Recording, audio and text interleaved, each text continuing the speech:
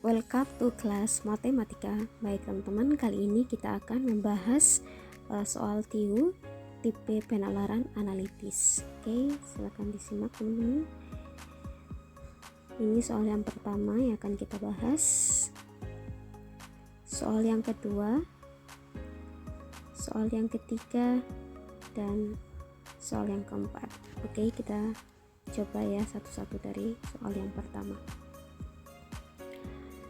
Dalam sebuah acara undangan pernikahan terdapat 8 orang tamu yang duduk dalam 2 baris pada kedua sisi meja. Oke, jadi untuk kasus ini ada 2 baris ya. Jadi baris ke-1 dan baris kedua, misalkan seperti ini. Andi berada di antara Lala dan Ari. Oke, jadi misalkan di sini berarti Andi berada di antara Lala dan Ari. Oke, bisa saja di sini Lala, bisa saja di sini Ari. Nanti kita lihat ya untuk berikutnya. Dan berhadapan dengan Bejo. Berarti di sini Bejo. Gitu ya, teman-teman. Reza berada di sebelah Bejo, sedangkan Reza berada di sebelah Bejo. Berarti di sini bisa saja Reza atau di sini Reza, gitu ya.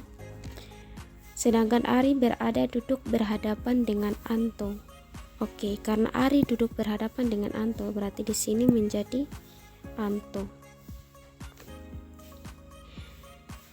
Dan di antara Andi dan Eko. Oke, selanjutnya jika Nuri duduk di sebelah Anto, berarti di sini siapakah yang berada di antara Reza dan Anto? Berarti yang di antara Reza dan Anto adalah Bejo. Oke, jadi jawabannya adalah Bejo. Baik teman-teman, selanjutnya kita akan bahas soal yang kedua. Teman-teman, di sini saya ada tips sedikit ya. Jadi untuk menjawab soal-soal tipe penalaran analitis ini, teman-teman harus bisa memahami dengan baik dan benar tiap kalimat ya, agar tidak menggambarkan situasinya dengan salah gitu ya, tidak tepat itu. Jadi harus benar-benar dipahami setiap kalimatnya. Oke, kita coba soal yang kedua. Bu Irma sedang membuat berbagai kerajinan tangan, yaitu kerajinan tangan M, L, K, O, dan P. Jadi di sini saya coba tulis kerajinan tangan M, L, K, O, dan P. Oke, selanjutnya kain flanel dibutuhkan pada semua jenis kain tangan. Jadi ini berarti ada flanel, kemudian ada rajut dan spandek. Oke, sekarang kita cek satu-satu. Kain flanel dibutuhkan pada semua jenis kerajinan tangan. Berarti ini ya. Sedangkan kain rajut tidak akan dibutuhkan pada kerajinan tangan L dan K. Berarti L dan K ini kita cross, kita silang ya. Spandek, kain spandek hanya akan dibutuhkan jika membuat kerajinan tangan M dan L. Oke, berarti K, O, P tidak. Nah, sekarang kita lihat di sini Bu Irma sedang mempersiapkan kain spandex dan kain flanel. Jadi spandex dan flanel. Nah, berarti kalau spandex dan flanel berarti yang akan dibeli atau kerajinan tangan apakah yang dibeli Bu Irma? Berarti kerajinan tangan L. Gitu ya, teman-teman. Oke. Itu untuk soal yang kedua. Jadi jawaban yang benar adalah kerajinan L. Oke, sekarang kita akan mencoba membahas soal yang ketiga.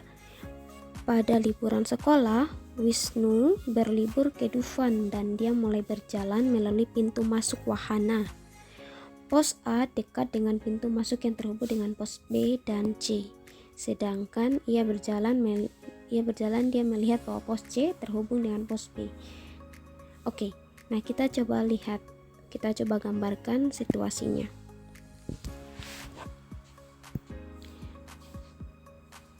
Pos A dekat dengan pintu masuk, berarti ini katakanlah pintu masuk ya.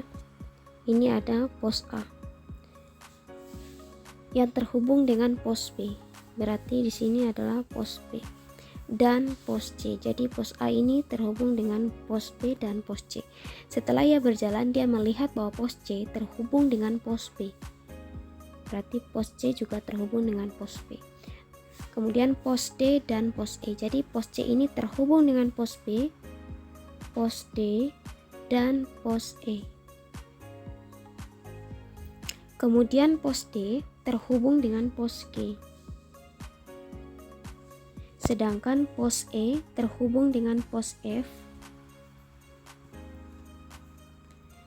dan pos G yang dekat dengan pintu keluar. Sedangkan pos E terhubung dengan pos F. Pos E terhubung dengan pos F dan pos G yang dekat dengan pintu keluar terhubung dengan pos F.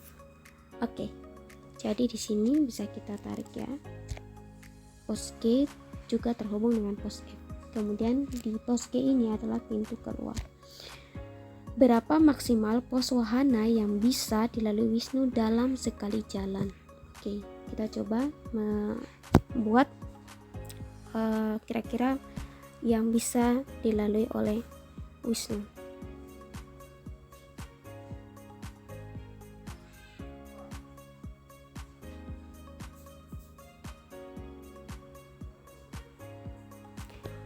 Berarti di sini bisa A, B, C, D, G gitu ya, atau bisa A, B, C, E, F, G, atau bisa juga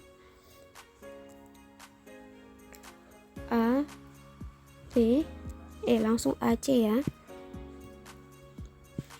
A, C, D, kemudian G. Bisa saja A, C, E, F, G. Oke, jadi ada, kalau ditanya berapa maksimal pos wahana yang bisa dilalui Wisnu dalam sekali jalan, berarti maksimalnya adalah 6 gitu ya teman-teman. Jadi jawabannya adalah D, 6. Oke, sekarang kita coba soal berikutnya. Oke, sekarang kita lanjut ke soal yang keempat. Teman-teman bisa lihat di sini. Pada liburan sekolah, jadi sama kayak tadi ya, kita daftar dulu. Jadi di sini ada pintu masuk. Kemudian pos A dekat dengan pintu masuk yang terhubung dengan pos B. Jadi ini ada pos A dekat dengan pintu masuk yang terhubung dengan pos B dan pos C. Setelah ia berjalan, dia melihat bahwa pos C terhubung dengan pos B dan pos D dan pos E. Pos D dan pos E. Kemudian pos D terhubung dengan pos G. Sedangkan pos E terhubung dengan pos F. Dan pos G yang dekat dengan pintu keluar terhubung dengan pos F. Berarti di sini adalah pintu keluar. Oke. Ada berapa jalur? Jadi di sini pertanyaannya adalah ada berapa jalur yang bisa ia pilih, gitu ya. Ada berapa jalur yang bisa ia pilih? Kita coba daftar dulu untuk jalur-jalurnya. Jadi bisa A, B, C, D, G, atau bisa A, B, C, E, F, G. Kemudian A, C, D, G, atau A, C, E, F, G. Oke, sudah terdata semuanya ya teman-teman. Jadi di sini ada 1, 2, 3, 4. Maka ada 4 jalur yang bisa dipilih. Gitu ya. Jadi jawabannya adalah B. Oke, sekian dulu untuk pembahasan untuk soal penalaran analitis. Semoga teman-teman bisa paham dan bisa bermanfaat buat teman-teman yang lagi berjuang untuk persiapan tes CPNS atau sekolah kedinasan. Terima kasih.